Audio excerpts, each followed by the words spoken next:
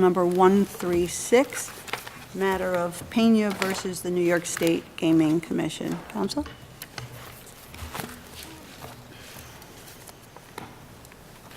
Good afternoon, Your Honors. Jonathan Hitzus for the Gaming Commission. May I have 2 minutes for rebuttal? You may, sir. Thank you, Your Honors.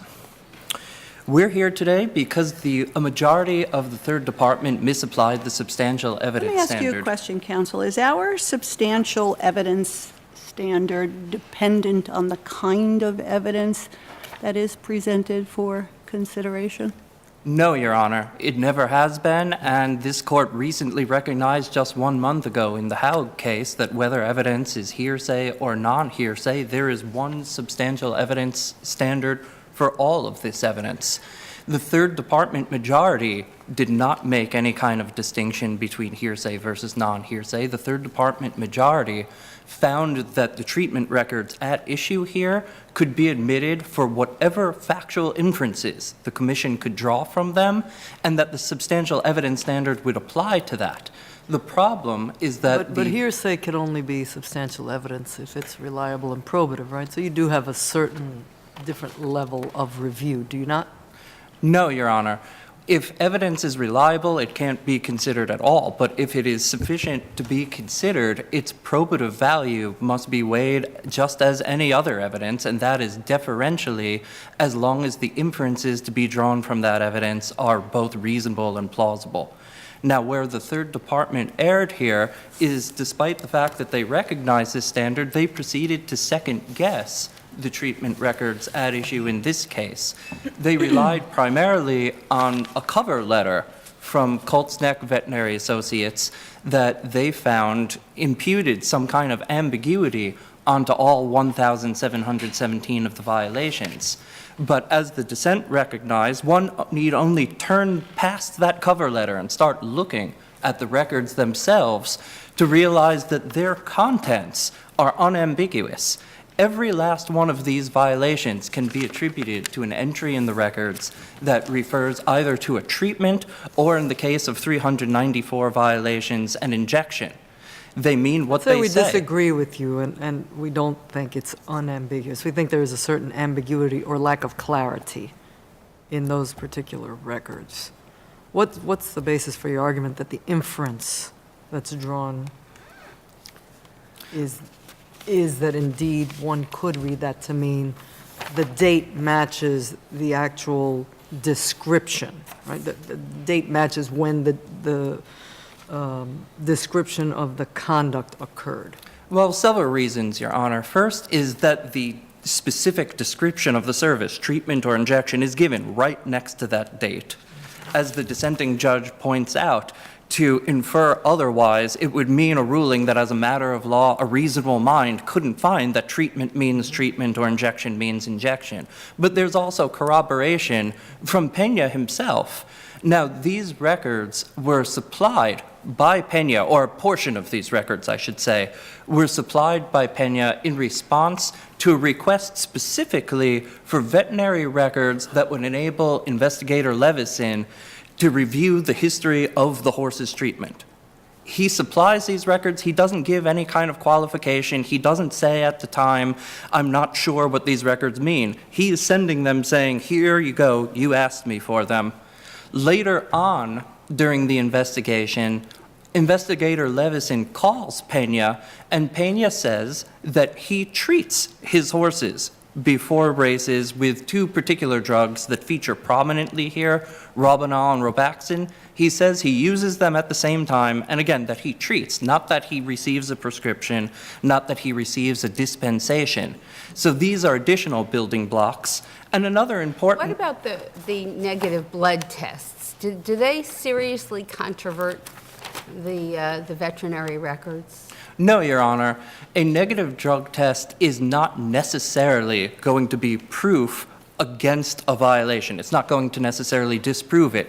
Pena is using the presence of a handful of negative drug tests as his defense. However, he's not tying any of these negative drug tests to a particular violation in this record, and that's important because That's what I wanted to ask you. Is there anything in the record from which we can match up any one of the 50 drug tests to any one of the 1,717 violations? Or we just don't know if they match up, or we know that they don't match up? It would be a rather painstaking review, Your Honor. There is a regulation, it is 4120.8, Title IX, that horses that finish first and typically horses that finish second would receive drug tests. But again, this is Mr. Pena's defense. If he wants to make this defense, it is on him to explain to the commission that a drug test doesn't match a particular violation, because we know that But isn't his point that every time they're tested, they always come up negative? It doesn't really matter the dates as long as it's within the period. His point is anytime you've tested my horses, they always come up negative. Or did I misunderstand his argument? That appears to be his argument, Your Honor. And the reason that that argument is mistaken is because we know that not all of the drugs here are even detectable by drug tests. We know that another number of these drugs have drug tests, but the drug tests are unreliable. And we know that for the other drugs where there are reliable drug tests, that there are ways that a false negative could arise. What's a typical practice with respect to drug testing? The typical practice is that if a horse wins and one other horse, usually the second place one, they would be drug tested. But the commission, I'm sorry, go ahead. the commission lacks the resources, Your Honor, to be drug testing every single horse in every single race. So And if you could match something up here, would that be enough to seriously controvert the hearsay? no, Your Honor, even if we could have a direct match, that would still just give rise to a credibility determination, because Dr. Malin, our expert, testifies that there are reasons to produce a false negative. Even with the most detectable drugs, those are based on an assumption that the standard therapeutic dose is what was administered, and there are ways to administer drugs without doing the standard therapeutic dose. One is a practice known as titrating, where you reduce the amount of the drug to the point that it's past detectable levels. Another possibility for this is that these drugs got purchased from something known as a compounding pharmacy. Counsel, other than the negative drug test or the failure to have a positive drug test, what's the basis for even speculating that that might have been the reason for why these are negative drug tests?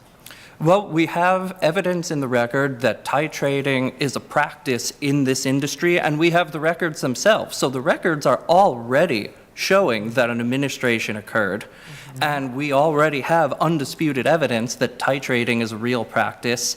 We know that... What connects what occurred here to the possibility that it was done in accordance with that methodology? The two pieces of evidence that I discussed, Your Honor, and given the burden of proof, we satisfied our burden by putting forth the records. We satisfied our burden with the corroborating evidence. It is not our burden to disprove a potential defense. Does Mr. Pena have available to him some sort of compulsory process if he wanted to present the testimony of the veterinarian, but that person was unwilling to come voluntarily? Is that available to him? Not that I'm aware of, Your Honor. But Mr. Pena could, if he wants, testify on his own behalf and say, no, I was not engaging in titrating. Or he could say, I tried to get my veterinarian to come here, and my veterinarian is not complying with that. Another thing that he could have done, and I think this is important as far as pieces of evidence go because it relates to common sense, Pena's veterinarian was in his very barn. Pena was such an important client of Colt's Neck that they worked hand in hand. We know from these records that Pena was paying him upwards of $35,000 a month. That is a tremendous financial incentive for Pena to make sure that these records are accurate. He also has a tremendous professional incentive because there's no dispute here that these drugs affect the horse's performances. If they're not given accurately, that could affect his performance as a racer. And of course, Pena, being a trainer, is well aware of these rules. What's inaccurate about a record that indicates when a treatment is prescribed as opposed to when it is actually administered? What's inaccurate about that? Well, Your Honor, when a record says that a treatment occurred, when it says treatment with, a reasonable reading of that is that it means a treatment occurred on that date. It doesn't mean that the commission is compelled to find that it's ambiguous. This is the substantial evidence standard. Even assuming that a court could reasonably read that letter to say the same thing, it doesn't mean that that reading is compelled, because when you have the court and the agency both reaching reasonable conclusions, that is what this court has referred to repeatedly as room for choice. Here, the commission made its choice, and that choice belonged exclusively with the commission. Thank you, Thank counsel. you. Counsel?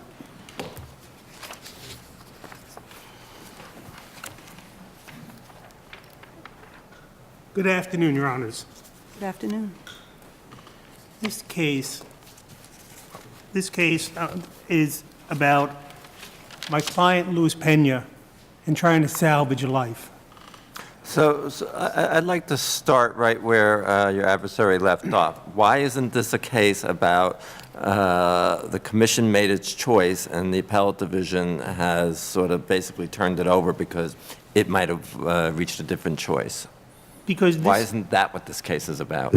okay, and I think the best way I can approach that is to look at your recent case in the Howe matter, the Potsdam. It's a very different case here. There are not competing factual accounts here as to what happened. This is not a he said, she said, where you're picking credibility determinations. This is all about documents and how reliable these documents are, because these documents Is are it the about the things that- reliability or what the documents mean? Well, the documents themselves, because, and I think this goes back to, I'm not sure which judge had talked about it, what it means to be substantial evidence. And substantial evidence is, by its definition, has to be reliable. And the reviewing court, part of its obligation is to look at the evidence, whether it's hearsay or not, but especially when it's hearsay. But once the appellate division allowed this evidence in to be considered, didn't that indicate that it was found to be reliable, and then it was a question of interpreting the evidence? No, I think not, and I think... How could the court admit it as evidence without making that determination that it was reliable? Well, the court, it was actually the hearing officer over objection, it's the one who admitted it. I'm sorry. Over repeated objections. And it But did the come to... appellate division said it was admissible. And it was, Agreed. but it said for whatever that is worth, and just because it is admissible does not mean, Your Honor, that it is reliable in the way it's being used to be reliable. In this case, I mean, quite frankly, these are... I think you're using, it sounds to me like you're using reliable with to mean the same thing as credible, and to me, those are two different things. No, I think I'm trying not to do that, but what I mean by reliable is basically the definition of substantial evidence, that it's, by its character, it is something that can be relied on. Well, let's But- take a step back. Yeah. Let's take a step back. Yes, ma'am. Reliable regarding what? Reliable as an actual chronology of various types of treatments, or reliable with respect to the day the treatment was administered? Well, I think it's... Or both? No, I think that they've been proven not to be reliable as to the date of administration. In fact, there's no proof whatsoever as to any single administration. I'm sorry, how are they proven not to be reliable? Well, if you go through Dr. Malin's testimony, the commission's own expert, is one of the most highly regarded labs in this country. He has, in fact, and one of the cases cited in the briefs is the Fusco case, which I'm sure Your Honors are familiar with. The notion that there is possibly here titration that hasn't been detected, or there's been compounding, or that there are some traces of these drugs, or that Robenol and Roboxin, which make up over 1,300 of the charges. 1,300 charges, and they're both easily detectable according to our expert and according to Dr. Malin. The fact that there were no positives, the fact that there was no evidence of titration from Dr. Malin. Let me ask the same question that I asked before. Is there a way to match up any of the 50 tests with any of the 1,717 violations? They never provided any evidence of that, Your Honor. And you didn't either? They're not our tests. No, I There's understand, Dr. Malin. but there's No, nothing in the we did record not. from we could match those up. No, there isn't. There isn't. Well, There is not. as Judge Rivera just said, I want to take just a step back for a minute. Is it fair to say that the entire case turns, in your mind, on how the treatment records are reviewed, and we have to look at basically what the appellate division did with both the cover letter describing the records and then the records themselves? You'd agree with that, right?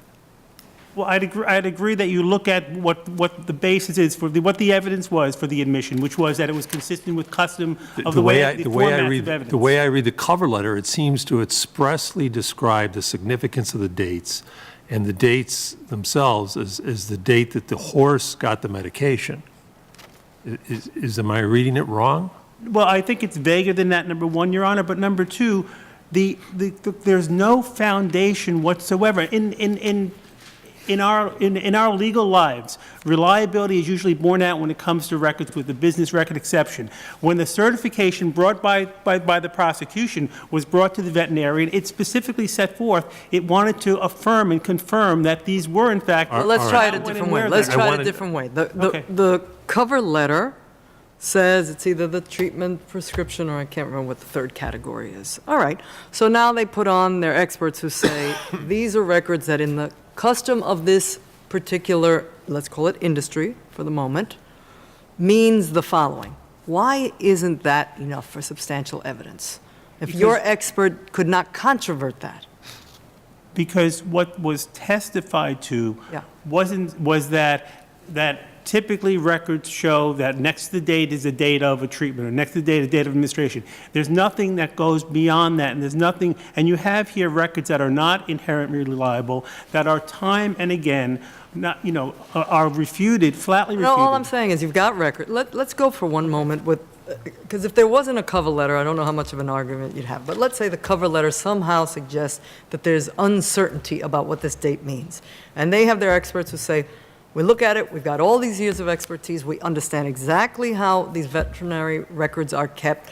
Colt's Neck keeps them in the same way that the custom in this particular racing industry keeps them. And this is what they mean. The date reflects the date of administration. Why isn't that?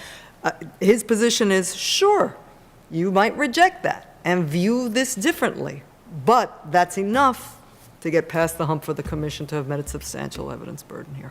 Because that evidence is not the kind of evidence that inspires confidence the way this court stated 40 years ago. That's not the standard.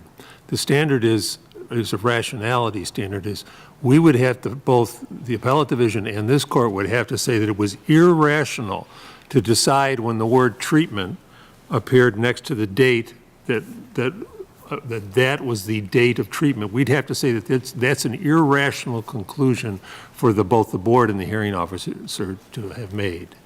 Well, based on the record in a whole, where you have test after test after test disproving that they are accurate administration dates. Are you talking about the 50 drug tests? Yes, the 50 All right. drug tests, So yes. the 50 tests out of the 1,717. And each test tests for more, it's like a blood test we all go to. It doesn't test for just one drug. No, I understand. Okay, so we're talking about I hundreds, understand. we're talking about hundreds. I sort of understand now anyway. Well, I can't say that I really okay, understand as but well it- as I should, but. I understand, but. Counsel, you could I understand. ask you something? Yes. Just on a policy matter, as I understand it, these horses are stabled in New Jersey, right?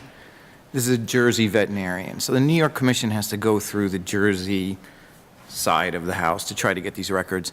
The veterinarian won't even certify them, right? Right. So now you come into New York and you claim, oh, these are not reliable, but you chose to stable the horses in New Jersey, right? Your client also used a Jersey veterinarian, and isn't there something of a policy problem with then standing back and saying, well, these aren't reliable records because we can't compel the Jersey veterinarian to come over to New York, so the New York Commission's kind of out of luck? Well, Your Honor, certainly, if one could go to another state and get through a court and get a subpoena if you really wanted to do that. It's not something that's impossible, and we do, it happens If it's a as New matter of York course. veterinarian, what would happen? I'm sorry, If Your it Honor? was a New York veterinarian, would the commission be able to compel them to certify the record? I don't know if you can compel them to certify, but certainly you can subpoena them to a hearing. Is there a Certainly. way for the commission to prohibit that veterinarian from treating horses in New York in the future if they don't cooperate? I don't know the answer to that, Your Honor. I do know that he trains horses that race in New York. So it seems to me they can probably, in one shape or form, prevent those horses from running if they wish to take that kind of a sanction. But again, Your Honor, and the one thing I think that's important to understand is when Dr. Malin was being cross-examined, the commission's expert was being cross-examined about this case, and he was specifically asked about commencing this action, a prosecution based on documents that time after time and time, his tests, his lab continually could not find any evidence of any of these substances. The comment he said and the comment he affirmed was somebody ought to make sure that the records are accurate before they commence any such prosecution. And they've taken my client's life away with records that do not bear out and do not substantiate a single administration here at all, not one. Thank you, counsel. Mr. Jesus, on the issue of certification of the records, what would certification add to those records? Your Honor, certification would add nothing here.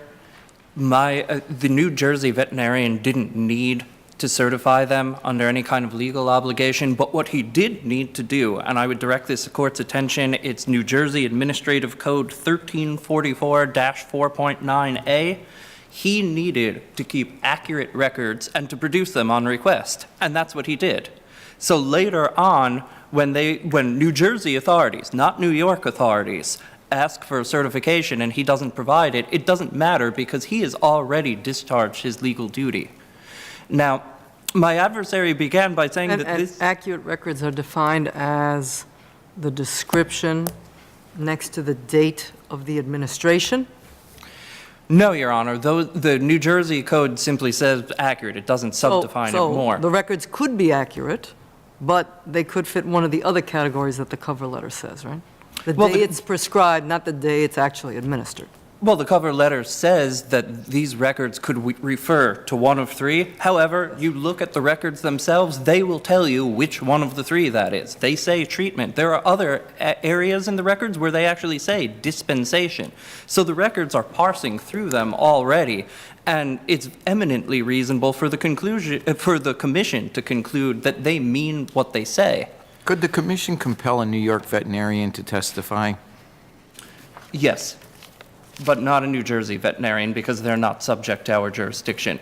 And that could lead to situations because the sport of harness racing is a multi-state sport. As Your Honor noted, Mr. Pena has chosen to stable in New Jersey and use a New Jersey veterinarian, and this would severely hamper the commission's ability to regulate in multi-state contexts. Could you clarify the testimony of the experts related to the custom with respect to maintaining these kinds of records?